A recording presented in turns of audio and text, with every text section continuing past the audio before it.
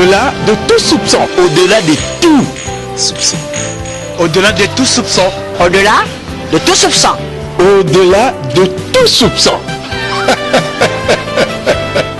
Le développement d'un pays intéresse tout le monde. Petits ou grands, jeunes et vieux, chacun dans sa discipline librement consentie. Monsieur Kabengele, pour ne pas les citer, a fait de ses dictons son cheval de bataille. Il est venu vers nous pour nous parler de l'épilepsie. Ce mal qui fait courir le monde dans tous les sens et surtout très angoissant pour les familles des malades. Mais qui est finalement Monsieur Kabé? Tout de suite, nous allons vous retracer son portrait. Monsieur Kabengele est de nationalité congolaise, natif de Mweneditu, dont l'ancien Kasaï oriental. Il est le fils de Monsieur Mouyembi Gelos et de Madame Moussouamba Thérèse. Il est le cinquième d'une famille de 10 enfants, dont 5 garçons et 5 filles. Il est également responsable numéro 1 du centre de santé Œuvre de Dieu. Il est marié et père de 2 enfants. Au-delà de tout soupçon. Premièrement, on a choisi l'épilepsie parce que pour l'épilepsie, c'est une maladie incurable. Incurable dans le sens où tant que maladie incurable, les maladies on essaie la cater dans le sens bon. C'est pour cela il y a un tout ça que tu peux lancer un message pour la bande qu'on a bis bazalaka na maladie toujours bien maladie d'épilepsie au bakoye ka mingi bazalaka atambola amelaka chaque jour mais on a la solution naza professionnel surtout bien que temps plaza nani donc naza docteur Kabé parce que pour tout ça na ba appareil on doit bien naza docteur mais na médecine selon du domaine abistoza naza professionnel oyoki mama c'est pour cela que docteur bozo benga na selon ba appareil na biso tout ça là selon ngana la statut na biso na déontologie médicinale et mon problème est lié à épilepsie maladie andeke et ça problème il y a trouble mental ou neurologique baner ezobendana. C'est pour cela ceux qui baner ezobendana mingi et on dit ça la kake et ça nani est troublé mutu mingi ozomona parce que net yo ceux qui ozawana zoka baner est-ce que ner na yo bien té au moins que jour moko mutu na zana ba surménage au vendre bozo au sala boy hein pour la surménage ya pamba pour na paludisme mais ceux qui baner ezobendana okozandeni. C'est pour cela que Yaoundé bazobenga ke premier épilepsie baner ezobendana. L'épilepsie pour les comètes mortels, c'est l'affection caractérisée par la survenue de crises convulsives motrices ou de troubles sensoriels, sensitifs ou psychiques. Épilepsie, tous en a 2 types d'épilepsie. Tous en a épilepsie moko naturellement oyo moto ba botie bongo. Ah baner wana ezobendana selon ndenge tolobaka. Hein? Baner ezobendana o trouble mental. Sikoyo, tous en a épilepsie mosusu eza spirituellement. Na sens nini. Okoza la moto moko ou bien balingi ote na famille ou bien ozana mono ou bien mwana moko ou bien batali ba vision na yo. Hein ba avenir que ozala ndeni ba ko troubler yo. Spirituellement. Si on est spirituellement, on a sens nini. Épilepsie, il y a pamba. Hein? Au malade andek. Au comment chaque fin du mois, au comment le motokwei. Pour motokwei bakazana épilepsie, au comment nan fulfule ku ebimina munoko. Chaque fin du mois, on fulfule ebimina munoko. Ce comme on signe épilepsie. Mais si quoi épilepsie spirituellement, au comment le motomoko, moi na vendre ou bien ata papa. Pour tout ça na ba tout ça. Azuka épilepsie ka bongo. Au moins muto vendre boy. Papa madamoko akwei. Eza normalité. Au moins message o eza pour l'intérêt général hein. Message ya maladie o ya épilepsie. Nazo bisoyo vraiment na epi na sepeli makasi ndenge boyo ko visiter le temple oyo. Eza na sens que bande ko na biso o bazana maladie oyo. Ezala spirituellement. Ozui maladie okome mukolo. Okomi kokangama lokola mwana moke. Hein? Okomi kokangama pamba pamba. Hein?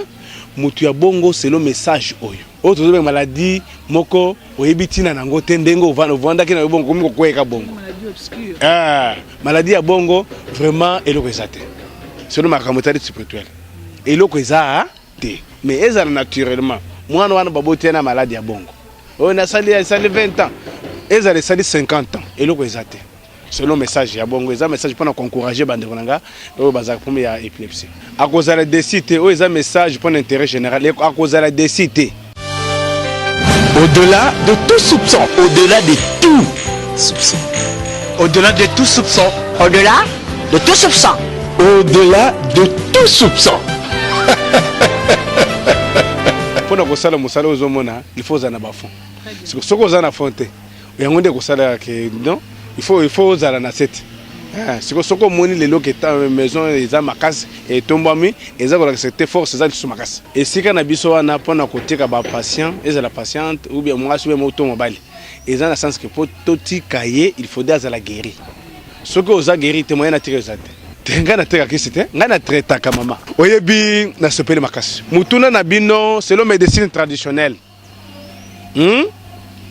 médecine na biso pour la confirmation nango pour na koyeba que te mutoza guéri il faudrait yemoko patient yemoko patient yemoko ayebisa docteur naza déjà bien na teka kisite parce que soko teke kisi est-ce que vraiment na koyeba état de santé ya patient na koyeba ete ya pesinga mbongo na zubute moko zwa akena ayoka bien te italien mais biso toza bongo te na tozo landela patient wana ti suka mais biso toyebi ke soki envoûtement pour nga na lobi eza te ke vraiment na yebite nazo loba na assurance c'est pour cela ce que moni na ndimi lelo poko ke na vanda na bino na kota na RTNC pour na encourager on a encouragé bandana parce que pour RTNC zo kende partout ezala bandana bazana poto ezala wapi ozana maladie moko otamboli na yo moni eloko te bosoki sanga maladie incurable boyeba ke épilepsie ezosila soki ozana ndeko na yo azana épilepsie ezate ke ou bien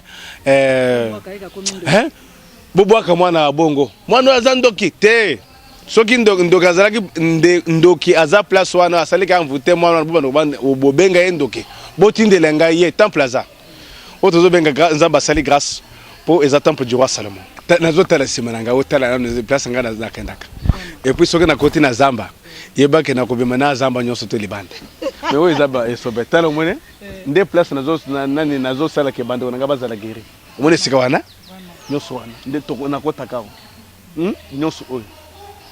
C'est pour cela que nazana esengo makasi tango nazomona naturel ezobikisa bandeko na nga. Le docteur Kabé est un tradit praticien non formé sur l'état. Bien qu'il connaissait déjà l'importance de la plante médicinale dès les bas âges au village, le professionnel Kabé a passé 2 ans de formation avec les formateurs américains dans un hôpital général de la place afin d'acquérir beaucoup plus d'expérience dans ce domaine précis. Monsieur Kabengele est un tradit praticien. Il soigne comme il se doit à partir des plantes médicinales. Là où la médecine moderne a échoué, lui, il réussit avec brio.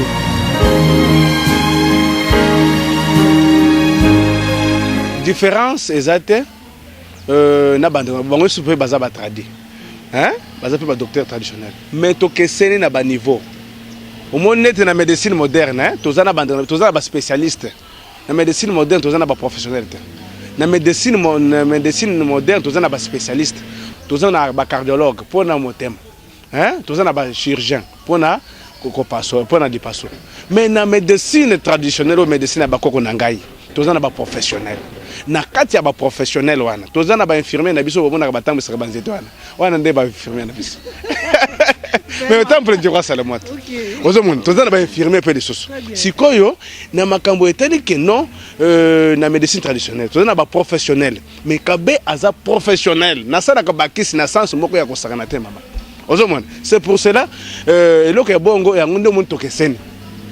Nebito o comprendre place wana. Nous sommes ba traduire. Quand ndongo yo na biso ke na médecine moderne, on a ba spécialiste. Chacun a son spécialité. Mais dans la médecine traditionnelle, nous avons des professionnels. Moussala oyo ezate que tous vika bongo. À part la recherche, tout ça de la formation. Sur la formation, Moussala ezate que ça est là. Et ça n'a pas besoin que depuis 99. C'est pour cela nous avons une expérience makasi ya Moussala oyo, makasi mingi. À part la recherche depuis la salango. Et puis, la formation, on a un sali qui vraiment tombe la moussa et tombe la traditionnelle, makasi tombe la gamme makasi na sasa bongo. Vraiment, moussa longa nazo sala. Premièrement, naza na posa ya amour ya bande konabiso. Tango azo komesika nga naza, pasi na ye na lata kango. Ye wana ndelo kale bosi yango wana. To lata ka pasi wana parce que poke na sala moussa wana azonga normal. Malgré maladie yaka na zoto, mais ceux qui ayent patient wana comme esikanga nazali, ilo ke liboso eza amour. Tango na kozala na ye bien, na yebi ke ye pe akopesanga confiance. C'est pour ça yango ndo mona ka mingi bande ko na biso ebele bazwa ka guérison. Ayebo docteur na zona posa temple na mona yo na lobi mama ndenini yo. Okomona to sepele nga pe na sepele, omoni ndeko na biso na aserto akomi bien. Il y a un témoignage nous sommes na kamingi mingi wana ezaki confiance, amour. Au-delà de tout soupçon, au-delà de tout soupçon. Naye na centre ya docteur Kabepo na bela ki makasi. Na yaka vraiment à l'agonie penza na fanda boyete na telemaraté na bande ozaka ya kokunza maboy na otambo aka ya kokunza ma liboko esimbika boy. Koto nyonso ezaka ya kovimba. Na banda pe ko lata libaya te soutien te ka il faut chemise ka na lati ka chemise na zipika be boyesili. Après na tongo na ngoto yena mwana nga ya mobali. To komia wa afuti mbongo na réception ba sali fiche makamno surtout ayo kota biso ku ne pas docteur Kaba ale asalinga be examen makamno surtout nda yeko yebisanga lobi alepsi mwana nga lobi papa lokolo yena mama na yo awa sepela mama no abiki lela ola apongi pona banda ola apongi te ndelo kwa to yaki alepsinga lokwa aka oyena mama no abiki seka akolala pongi akoyoka malamu bokwa liboso ana apesa biso traitement apesinga traitement salinga pansement apesina bakisi tokei na lala penza na bosa na air banda 14h ti na lamuka soki ba 22h na ndambo na yoki pe nzala ngaptalia kate na sengi pe biloko yende ngoza boye soko lekisi ata dejo oyete il faut benga yo il faut tuno mama oyete po anini il faut ya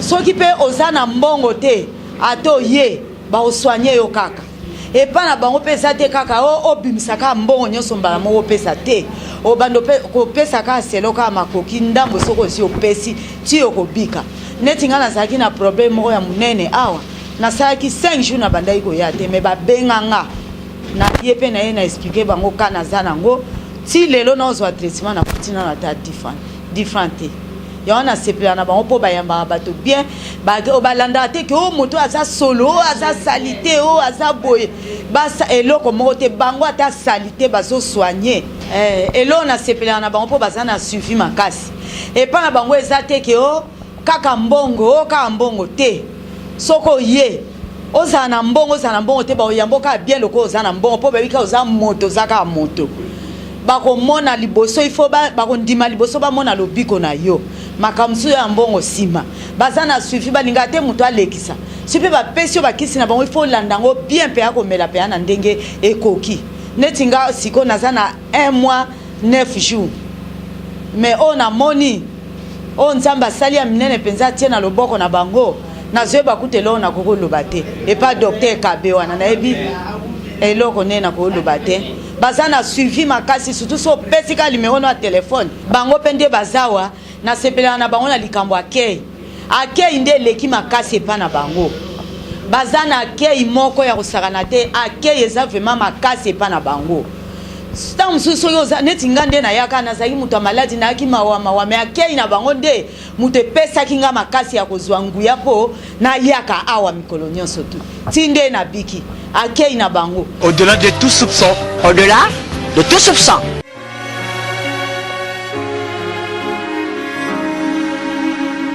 La grandeur de son cœur donne déjà de l'espoir aux patients, même aux plus petits. Il suffit tout simplement d'un petit sourire de la part du professionnel Kabé pour que les couleurs reviennent sur les corps malades. Nous sommes là, ce n'est que pour aider la population et l'amener à la guérison. Et avant de recevoir le patient, nous lui demandons en premier lieu l'examen qu'il a passé dans un centre quelconque, puisque nous avons des matériels même peu limités qui ne sont pas capables de dépister toutes les maladies nécessaires. Alors, à partir de cela, nous lui demandons s'il a passé au moins l'échographie quelque part. Alors, il nous donne un document, nous l'exploitons, nous trouvons que réellement il souffre de telle maladie. À partir de cela, nous allons fixer nos soins sur cette maladie et ça va prendre une courte durée pour guérir.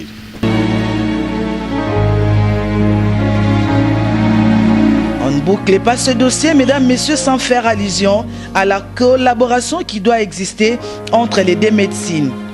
Ils n'attendent pas très facile, il faut les reconnaître. Quoi qu'il en soit, chez messieurs Kabé, on réclame toujours les analyses ou les diagnostics de la médecine moderne, ce qui n'est pas le cas à la médecine moderne.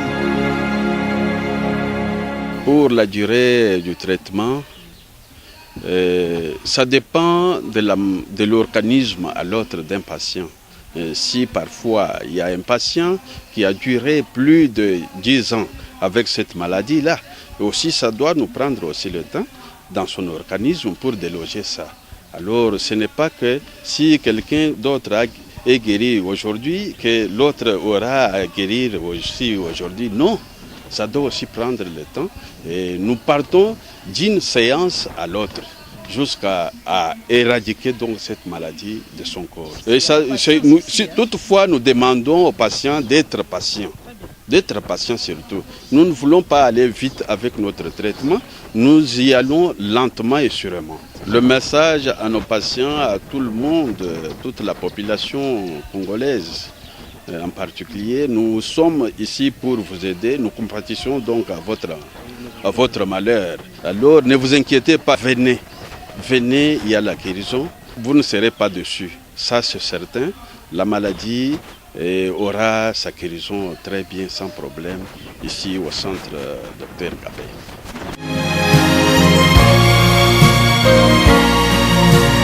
Mais aussi paradoxal que ça puisse être, les Congolais ont toujours tendance à reléguer au second plan la médecine traditionnelle. Pourtant, l'exemple de la Grande Chine est à prendre avec plus de sérieux. Ce pays est devenu peuplé et puissant. C'est grâce, entre autres, par sa médecine traditionnelle.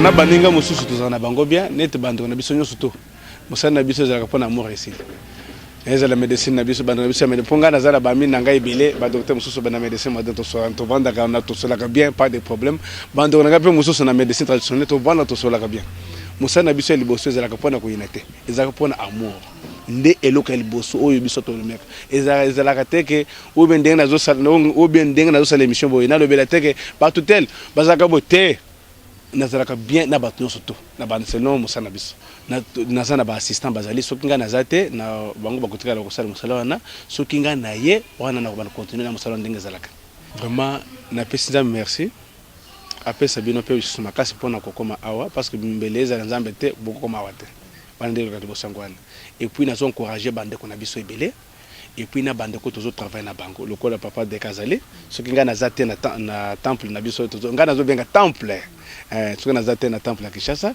naza na Brazzaville eloko ya liboso mama mutoko soyo te toboyaka nani ba polémique tokolo biloko po eza makambo ya santé tokolo makambo ko teke boye na boye eloko soki eza na dose te mama même ata fufu ezo liaka wana ebika soko le fufu o lekiso ebika libumo pe so ko sa passe so ça bien c'est l'exemple typique liya nanu fufu tonda ozo ba benga so ou bien ata voisine benga kete mama ni yaka nanu to olia nanu mais meka nanu okomoni ndezoleka eza kola bagena eza ke nazo ko répondre que eloko soki eza na dose te mama vraiment eza lokota oyoki toko pesa mutu eloko na nani kisite et puis qui soit pour la médecine naturelle ba qui c'est makasi mingi eza na médecine moderne tozana ba mesirette o toko pesa total et puis toko pesa bongo te il faut te ba tension les a combien